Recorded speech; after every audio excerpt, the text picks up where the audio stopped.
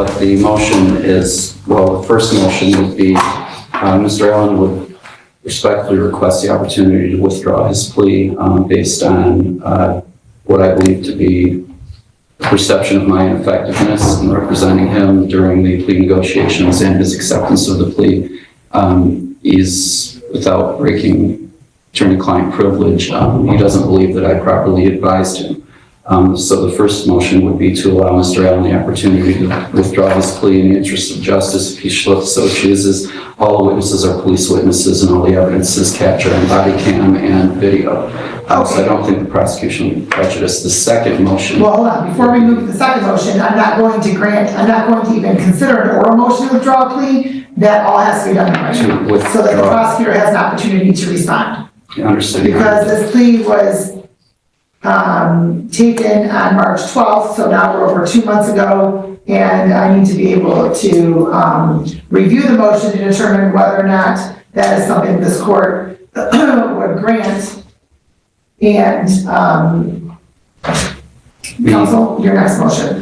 The second motion, Your Honor, would be, since there has been a breakdown in the attorney-client relationship, I would respectfully move to withdraw from the case so Mr. Allen could either secure new counsel so that they could properly file the motion. I don't know if they want to file against their hearing or anything, or if the prosecution would be in opposition to it. Okay, and so counsel, when did this all come about?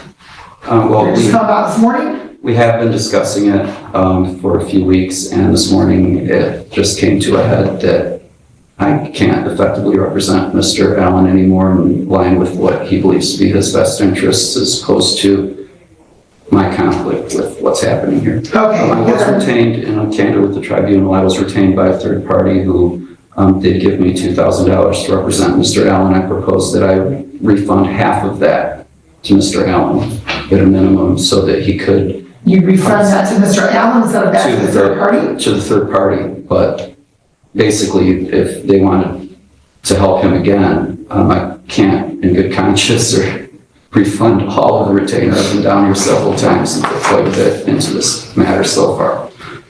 So I will be refunding $1,000 to that individual. Okay, so my question is, counsel, if this was something that was a possibility, why there wasn't a written motion filed before this morning?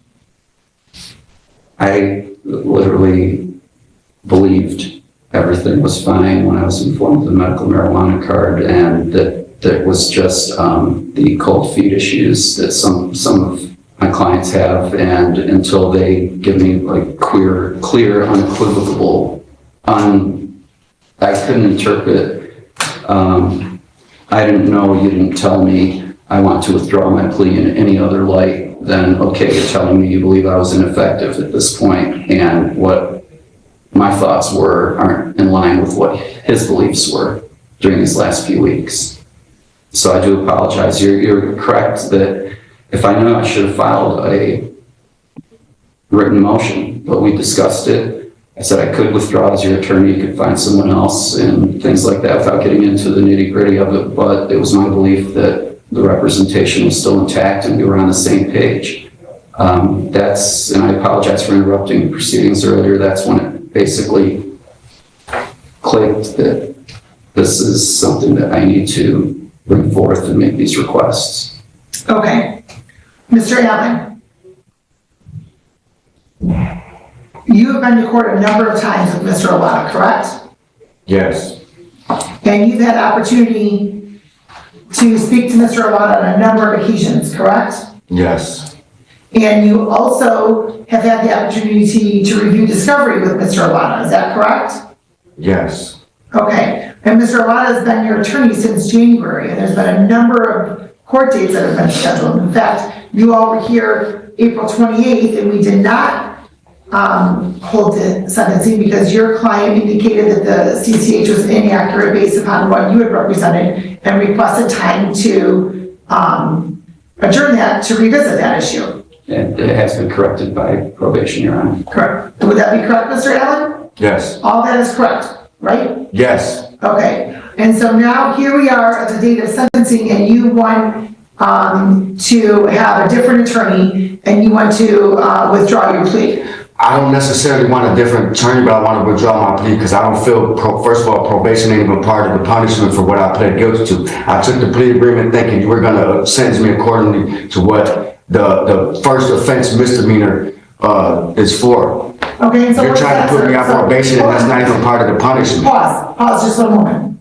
What is it that you believe is the punishment for a first offense misdemeanor? MCL 750, whatever else it says on there, the punishment is only 93 days in jail, $300 maximum fine, community service, a 30 to 90 day license suspension, and up to 4 points on your license. I already got the 4 points, I already got the 90 day maximum suspension. I know you're gonna charge me the $300 maximum fine. I feel like that's more than enough punishment for a first time misdemeanor offense. I've never been arrested for anything alcohol related in my life. I'm 48 years old. Never been in trouble in Wyandotte. You're trying to, the clean slate law is supposed to erase my whole record. You're not even supposed to be bringing up my past record on me. Not the probation department lady already lied on me, put stuff on my record I wasn't even convicted of, putting 12 to 18 months probation. That's not justifiable for punishment for what I did. What I did is, it doesn't even include probation for the punishment. Your Honor, Mr. Allen's statements to me was I did not disclose to him that probation was a possible sentence. And those Probation ain't part of the Stop punishment. interrupting the record, Mr. Allen. So I want to pull my plea because Stop interrupting the record. Your attorney's speaking right now. Just one moment. And I do not recall telling him that yes, probation could be part of the court's sentence or that no, probation wouldn't be part of the sentence. I just assumed that that Mr. Allen knew that probation could be part of the court's sentence. Okay. it's So not part of the law. I understand that, sir. Nevertheless, Your Honor, there has been a breakdown in this relationship and I can no longer in good faith continue this representation, Mr. Allen, not only for the defendant, protecting the defendant's interests, but also now my own interests because I'm in a position where I could be looking at a possible grievance if I continue representation at this juncture. Okay. Mr. Allen, Yes, ma'am. so you're telling this court that the matters that you have on your criminal record, that those have all been dismissed? No, I said I qualified for the clean slate law and it was my understanding that my past record would not be brought up against me. But here I am. And everything on my record is... We're gonna take one thing at a time. You understood that you were eligible for the clean slate law, so what does that mean to you? The lady the representative told me that we went over my record, the CCW on my record, the false report of a misdemeanor, the attempt to receive and concealing, all that was supposed to be erased off my record. It was never supposed to be brought up against me ever again. I was told if I got in trouble again, that none of this would be brought up against me. It would be like I'm getting in trouble again for the first time. So, therefore, the probation... Which convictions are those, sir? Huh? Which convictions are those that you're speaking of? The CCW conviction from 1997, the false report of a misdemeanor from 2004, and attempted receiving and concealing from like 2012 or whatever, or 2010 or whatever that year was. All of them are more than 10 years ago. You ain't even supposed to be bringing this up against me. First of all, 2010 isn't on here. Well, whatever the year was for the attempted receiving and concealing. Okay, that's not on here, sir. Okay, so everything else, so there should be nothing on my record. That's not true. That's not true. But there shouldn't be nothing on my record then. You have a number of criminal convictions, more than just what you spoke of. In the clean slate law, there are certain convictions that are automatically wiped off per the Michigan State Police, from the Michigan State Police per that law. Yeah. Sir, the court is looking at some of these, and if you You're are trying to prosecute me for my past. Say it. Sir, the court doesn't prosecute. Let's clarify that. The court doesn't prosecute. If you are eligible for any of these convictions or to be removed from your record, then you have to follow the steps that have to occur, right? There's motions to set aside, there's the application to set aside convictions and whatnot. So those are the steps that have to be followed. Some of these are not automatically wiped off. Can I say something though? I was told since I was a Detroit resident that it does automatically get wiped off. I didn't have to do nothing. The system would automatically update itself. Okay, As a well, Wayne sir, County resident, that's what I was told. Detroit resident or A Wayne County? Detroit resident, I'm sorry, as a Okay. Detroit resident, if the system was supposed to update itself and erase itself, I didn't have to do nothing. Okay, well, I have to tell you, that's the first I've heard of that. I haven't heard that anything is Well, resident you specific. probably haven't had to go down there and talk to somebody that had your record expunged either. Sir, Ma'am? I'm still given the laws to review when they're passed and then they're enacted. So I don't recall seeing anything about being resident specific. And then why would it be only a benefit of Detroit residents if it's a state statute? So whatever that is, I don't know. I don't know if there's a misunderstanding somewhere. I don't know. Ignorance ain't an How- excuse for not knowing the law. You're correct, That's what sir. you tell me? That's what you would tell me? Don't presume what I would tell somebody or you. Do not presume that, sir. Now, as well as whether or not probation is something that is a possible consequence, okay? Probation is something that the court would order in lieu. Sir, Excuse me. those gestures are not necessary. The gesture of money, money, money. That's what you Not want, right? necessary. No. Probation is something that courts impose in lieu of jail, sir. Now, under MCL 769.5, have you reviewed that one, sir? No, I haven't. Okay. Then I would suggest you review it, because that gives the court judicial discretion if it determines that there is a rebuttal, that the presumption has been rebutted to sentence somebody to probation. Now, if you don't agree to probation, that's your right. And the court also has the right then to impose jail, if that's what the court determines it's going to do. The court also has the right to impose fines and costs only. The court has a lot of judicial discretion, sir, in imposing sentencing. So, With all due respect, I apologize, Your Honor. I just feel like the recommendation by the probation department is way too harsh for a first-time misdemeanor offense. That's all I'm saying. okay, and sir, If you want have to the right to have, sir, you have the right to have that opinion. You absolutely have the right to that I just wanted opinion. to say that, Your Honor. I apologize. I'm not trying to be disrespectful. I just don't agree with the punishment for the crime. That's all. If you put me on probation, I feel like you're setting me up for failure. That's And why is that? Because first of all, I'm on SSI, my $900 a month is gone before I get it. I don't have no thousands of dollars to give you. My license has been suspended Let's for clarify, 90 you're not giving days. it to me, sir. Let's clarify, you're not giving me money. But I'm saying I don't have any money to give anybody, is what I'm saying. The 90 days, my license has been suspended for the maximum 90 days. I haven't seen my granddaughter, my goddaughter, or my kids in over 30 days. I'm stressed out, I'm sad, I'm depressed, I'm sorry. Okay, sir, I can understand and appreciate all I feel that. like- But let me just But clarify. this is my first time. Let me clarify, I feel sir. like this is more punishment. This court does not suspend your license. The Secretary of State did that. I understand it, but it's still a punishment, a part of the law of the punishment. And I've gone through that punishment. And now I'm hurting because I can't see my own kids now. And why can't you see them? Because my license are suspended. They can't come to see you? My son don't have a car.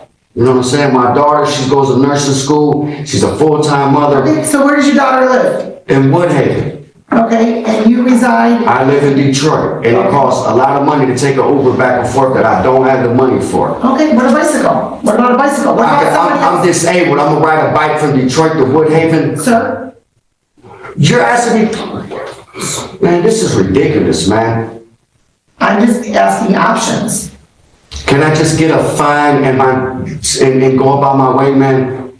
And sir, You're trying to punish me too much for a first-time misdemeanor offense. I've never been arrested for anything alcohol-related. This is a 90-day misdemeanor. You're talking 12 to 18 months probation. That doesn't fit the punishment of the crime, man. That's too harsh. Even with the criminal record that I have, 12 to 18 months probation is too harsh. I haven't committed any crime. I haven't been convicted of anything in more than 15 years. This is the first time misdemeanor offense. It should be a fine and my license suspended and have a nice day, sir. If I come back here again 2 or 3 times to keep drinking and driving, yeah, then I can see getting 90 days and all these probation and all this. But this is the first time misdemeanor offense. I feel like you're being way too harsh on me. Sir, I haven't assessed anything at this point. But I already know what you're gonna do. I sat in your courtroom and watched you sentence 10 people. And ain't nobody walked out of here with under $2,000 in fines, all kind of probation and everything, bro, for misdemeanors. Okay. This guy just got all this for all these probations and 2 years probation. And he did assault and all this, and you're trying to give me 12 to 18 months probation for a simple misdemeanor? Sir, first of all, How can they even recommend that, bro? your conviction is eligible for early discharge. So if you want to start comparing the It's cases, not eligible. stop interrupting me. Stop interrupting me. If you want to compare cases, then you need to have all the facts. You don't know all the facts on every case. This court takes every case, every individual that comes before it, and reviews the report, the recommendation, criminal history, what other special circumstances there are before this court fashions a sentence. Now, it may seem from your perspective that they're very similar because some circumstances, right, some offenses benefit from similar rehabilitative conditions.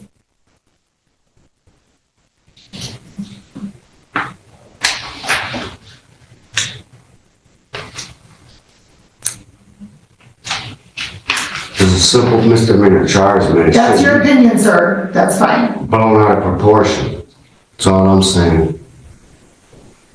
Well, sir, If I come back 2 or 3 you also have the option of after you consume the beers to have somebody else drive you home, then you wouldn't be here. You're right.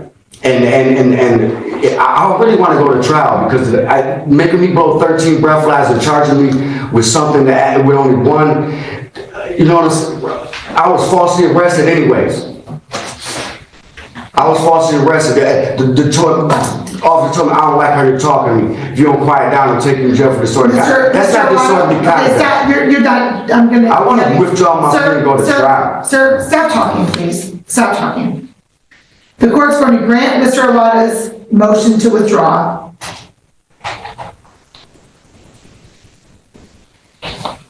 Based on the breakdown of the attorney-client relationship as far as the direction of resolution, it appears that there's a clear difference of opinion.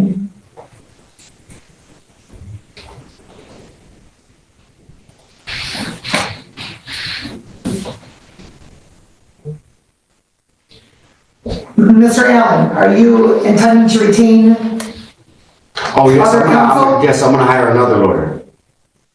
Somebody that's gonna fight for me.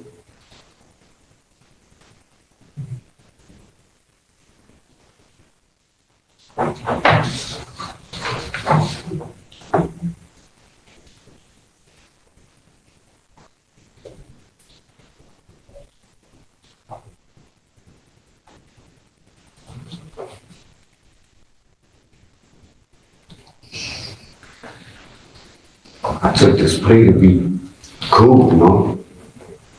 I wanted to go to trial the whole time. Sir, you don't need to keep talking. Stop talking. I'm just Stop saying. talking.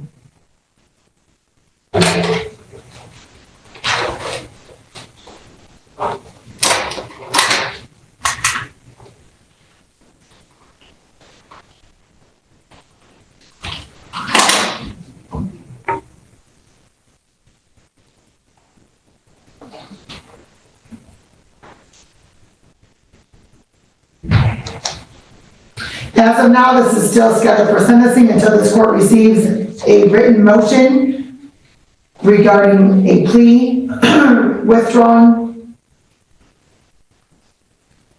So, sir, when you have someone, whoever it is that you're going to be speaking to and retaining, when your attorney sees that on the docket it's scheduled for sentencing, that's because that is what's currently on the docket for procedurally. There's not been a written motion to withdraw the plea. This court's not going to entertain an oral motion because the prosecutor has an opportunity has to have an opportunity to review the motion and file a response.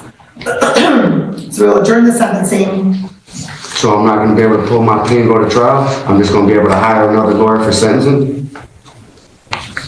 Or am I gonna be able to? Sir, do you listen to what's being said, or are you just wanting to say what you gotta say? I'm listening to you, What I'm else? asking for clarification. What I said, sir, was that it's going to be scheduled for sentencing, because that's what's currently procedurally scheduled. I understand that part. There has not been a written motion received by this court yet. Okay. So once there's a written motion, it will be set for a motion date. Oh, But as of now, this court's not just going to set it for a motion date, because I have no idea who you're going to retain and what that attorney's strategy is going to be. Thank you, Your Honor. I just wanted clarification. I'm sorry. I apologize. You will adjourn sentencing to be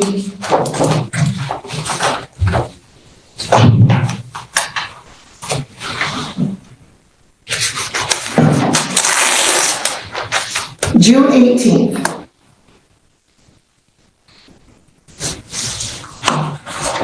At 9:30 a.m. That's a Wednesday. And I did that so that in the event your attorney files a motion to withdraw the plea, it will be set on a day that's a wind-down day, so that then that will be a motion hearing date. Now, sir, I'm sure Mr. Arata is going to tell you that there's procedure for motions. Notice has to be given, so that you need to retain an attorney sooner than later. If you're in a test right now, sir, what's in your system? Just marijuana, Your Honor, like always. And when did you obtain this medical marijuana card, sir?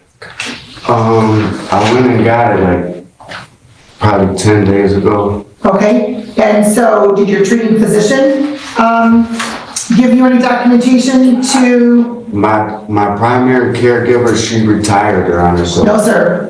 I Yes, asked she your did. primary caregiver. I mean, not primary caregiver, I mean, my primary care physician, my primary doctor that I used to go see, Okay. Wendy McKay, she retired, so I don't have no way of like going in and talking to her anymore or nothing, so. Okay, when did I would she have to retire? get a new, a couple of years ago. Okay, so who have you seen in the meantime? I haven't seen nobody because they sent me, the new doctor that they assigned me was way out on 14 Mile and something, and I didn't need to go to the doctor since then, so I just never been out there. Well, sir, the court does not accept a marijuana card from a marijuana clinic. The court indicated that the court already indicated what the requirements I were. told you, a doctor, you can't go into your doctor and say, hey, doctor, can you write me a letter saying you feel like I need to be on weed? Doctors don't do that. You That's can't do incorrect. that. That's incorrect, sir. I don't know what doctor you talk to, but they don't do that. Sir, I'm not. I asked my doctor before I for told that, you what the. and that's why I got the card. Sir. They don't do that. Well, you know what? Then we're gonna have to hold a hearing on your card and whether or not that doctor's going to come in to see how long. Let's that just handle doctor's this been treating first, you. okay? I'm sorry? Let's get let me hire the new lawyer, let's go get this, because we can argue about that later, man. Well, in the meantime, sir, you're probably going to be coming back for a bond violation. Yeah, okay. I didn't violate my bond. What are you Sir? talking about? Sir, you're using marijuana. That's in violation of your bond conditions right now. You told And me. once you've been under the jurisdiction of this court, the requirements for medical marijuana are clear. You know I'm using it for medical reasons. You see my paperwork, Your Honor. Why are you doing this? This is what Sir, I'm if you talking have about. medical reasons, then you would have a doctor that you are treating with that would determine whether or not the medication is appropriate. I'm not going to argue with this any further. If you're testing and you're testing positive for marijuana, then we'll have a bond violation.